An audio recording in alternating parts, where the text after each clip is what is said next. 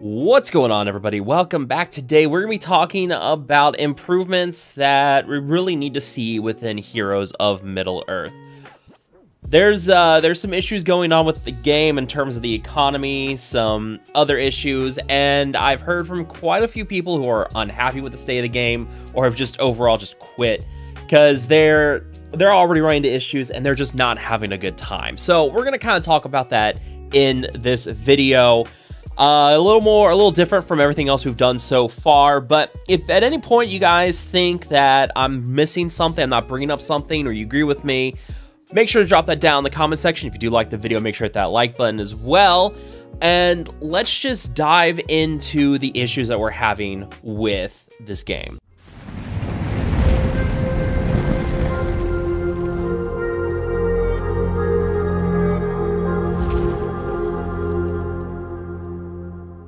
And I think the most important thing, and it was one thing I brought up in my original impressions video of Heroes of Middle-earth, was the bugs and glitches. We're still seeing issues with players. I'm still having issues. Originally, when I started playing, I was having crashes all the time to the point where my phone was popping up this message saying that, hey, this app's crashing a lot. You may need to put it in a deep sleep because it's going to mess with your phone's operations. Thankfully, I have not had any crashes and freezes and pretty much ever since the game went live. In fact, a couple days before that, that was where the crashes really seemed to kind of stop. And I have not had that issue since then. But I'm having another issue now where there are times where just tapping on the screen doesn't do anything. Where it seems like on the left side of the screen, there's like this weird dead zone where I can't tap on like battle buttons. I can't tap on certain characters within battles. It's really weird. I'm not sure if it's an issue with my phone, but my phone's not having that issue with anything else. It seems to just be with this game where I'm having these weird dead zones where tapping on the screen just does nothing. And that's not the least of the issues I've seen from people. I still get comments about how people, like, there's just nothing loading into their menus.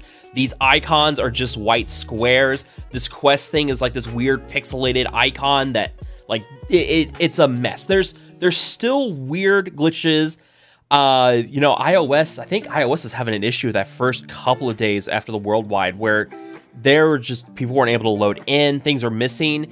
If you go and do the Samwise event, some of the battle, like when you, in here, you're gonna meet Tom Bombadil. Tom is invisible in here. And I don't know how long that's been. I can't remember if that was in the beta or not.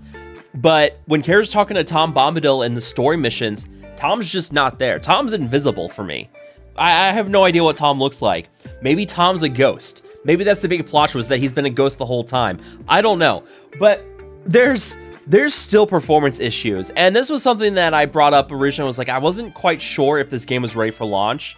And thankfully they fixed some of the issues, but there's still performance issues. There's still players who cannot play this game properly because the game, they can't load in things. Characters aren't loading. They can't get into battles. There's nothing on the screen. There's still a lot of weird performance issues going on. And I think that overall that needs to be the #1 priority for this game. And that they got to get the technical issues locked down. And that's on CG to figure out. I can't sit here and say, hey, you know, maybe do XYZ. I don't know. That's on them. There's nothing I can really say beyond that should be their top priority right now. Yeah, there's issues with gold and gear, and we're going to get to those, but if your players can't play the game, they're not going to stick around, and that needs to be the #1 priority for them. And I know there's quite a few of you out there who've had issues. If you are still having issues, drop them down in the comment section as well, because I would love to just send a list of what players are running into and just send to CG and say, hey, here's XYZ problems players are running into. If you guys haven't seen these yet, here are some other issues. You know, yeah, the technical issues still got to get worked on. Number two, and it should not be a surprise for anybody, is going to be the gold economy. And to a certain extent as well, the character XP economy. This is something that I've seen quite a few people bring up. And I do think that, yeah, this is going to be an issue. Like, for example, here, character XP starts to run to an issue where I haven't had it yet because I'm trying to maintain a lean roster. So gold's a bit more of an issue for me than character XP.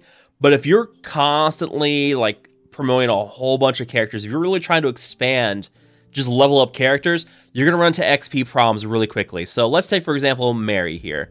Let's level Mary up to level 39. You're talking 72,000 character XP. That is about a quarter to a third of what I've got of my character XP values right now. And you know, you're not getting a lot of it from these missions. Like for an example here, 8 energy is going to get you 128. And that's not exactly a good return on the values here. Yeah, 6 energy gets you 71. If we go into hard, let's see, for example, hard is going to get you 142 for 12. So it's a little low. This is something that not just character XP, but gold as well. Gold needs to be increased, and we've had discussions on it. If you've played Galaxy of Heroes, you know that we have credit heists. And if you've played Marvel Strike Force, you know we have the gold events. We're using mercenaries for gold in Marvel Strike Force. And for your credit heists in Galaxy Heroes, you use your bounty hunters. So the question is, what exactly could you use for, because I do think that's what we're gonna see in this game, and I don't know, I kind of like the idea of using goblins to get gold. You know, something where you're raiding Moria. You know, you're fighting against dwarves. I don't want to use a dwarf faction for gold yet, because you don't have a full dwarf faction. I don't want them to end up trying to sell more dwarves and then saying, hey, here's how you get more gold. I'd much rather have them use one of the teams we have in now. I want to use something that makes sense in terms of the lore. So I don't know, goblins or Misty Mountain trolls or orcs, something like that. I mean, if you use the Misty Mountain faction in general, you're going to get, I mean, you've got the goblins. You've also got solid amount of orcs here, you know, Naraz, Tordok, Bolg. You've got 3 orcs there. I'm kind of feeling goblins for a gold heist where you're raiding gold from the dwarves in a way, you know? You know, another thing I thought of at some point was maybe way down the road, we get the Corsairs of Umbar faction, the pirates. But I was like, man, that's a whole new faction. I don't think we would really go for that for gold. You got to go for something that makes sense in terms of the lore. And that's why I kind of lean for the goblins. The goblins aren't exactly a great arena team. They're okay as far as it seems in arena. They're very squishy. And so AoE heavy teams, which is pretty much the meta right now, will just tear through goblins. So you're not getting a huge return on goblins in arena. You're not using them in campaigns because you're just not going to get stars with goblins in the campaign. You're not going to get 3 stars with them. So, you know, I kind of figured, you know, use goblins for the gold.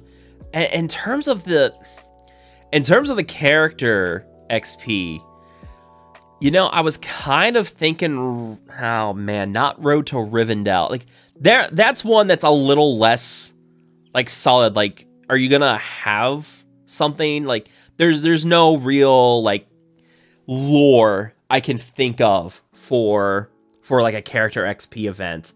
So, you know, I'll leave that one. If you guys have ideas on what you guys think they could use for that, like I kind of think it would maybe Mordor. Mordor's a little bit harder for people to get. Shagrat's going to be a bit of a grind in Arena Store, but you know, it's a full faction.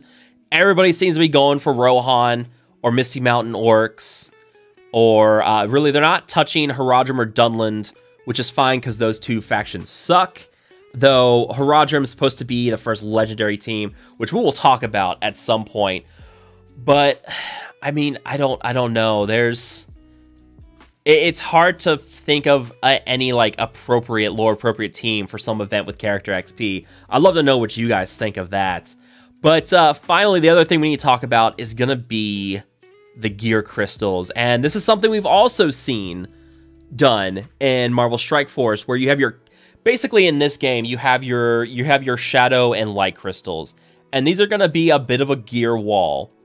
And let me see here if I can pull them up.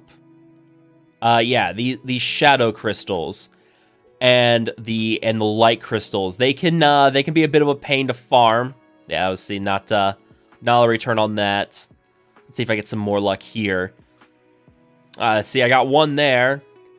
Can I get more? Oh, good, I found another one. So, spending 180 energy, and I got a whopping 2 shadow crystals out of it. This is what I'm talking about. Yeah, that's been my luck with shadow crystals. I don't know, maybe other people have had better luck, but yeah, the crystals right now, you can get them inside of challenges, and as you go to the challenges, you get more. Let's see. I mean, yeah, there are shadow for the battle experience. I'm almost ready to do tier 3 on that one, and I've almost got challenge tokens here on this one. But let's see, dark relics.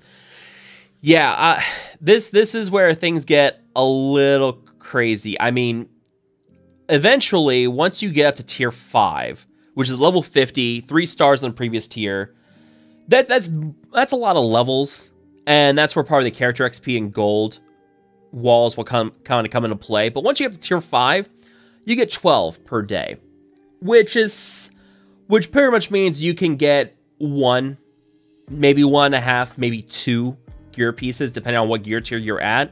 These crystals go quick, and this is where, yes, yeah, I mean, you're gonna tear through these blue crystals really quickly. I'd love to actually see them increase the payout here at tier 6. Bump this up to 5 or 6 of these blue crystals. I mean, you get 4 of these luminous crystal 3s here at tier 6, but I guarantee we're gonna tear through those in no time at all.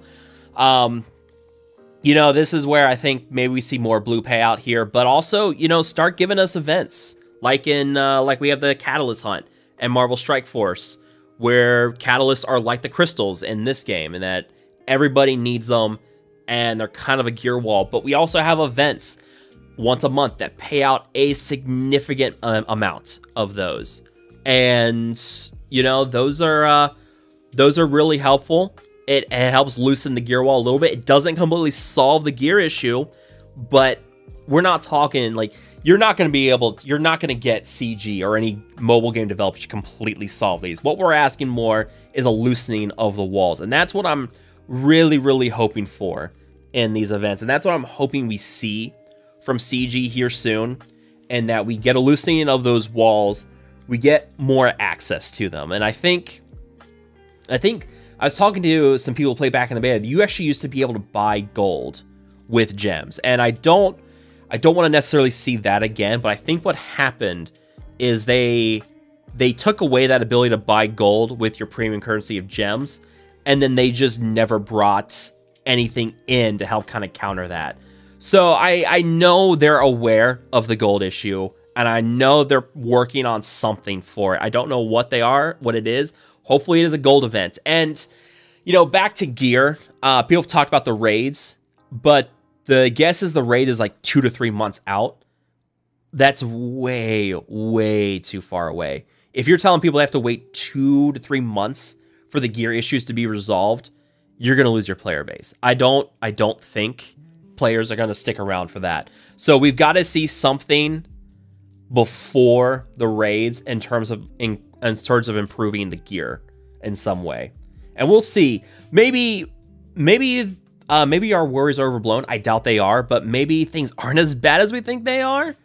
But yeah, I don't know. The way with how slow things have gone, how much things have slowed down to a crawl for me, for other players, I don't think it's just me that's having this issue. It's a lot of players, and in the long run, people are going to get burnt out. And if they start getting burnt out, they're going to quit. And if a game this early is already losing players, quitting because of like gold or gear or anything like that, it doesn't speak well to the long-term health of this game. And I don't know if it's going to be something that EA is going to let go if they're just going to start losing players and they're not bringing in huge amounts of money. So yeah, that's kind of it for me. That's where I'm going to wrap things up here. If you guys think I've missed anything, if you guys have ideas or suggestions, you agree or disagree with me, make sure to drop that down in the comment section. If you guys have enjoyed this video, again, make sure to hit that like button, share this video, subscribe to the channel, Check out my Discord server for discussions on Heroes of Middle-earth. And you guys so much for watching. I will see you guys next time.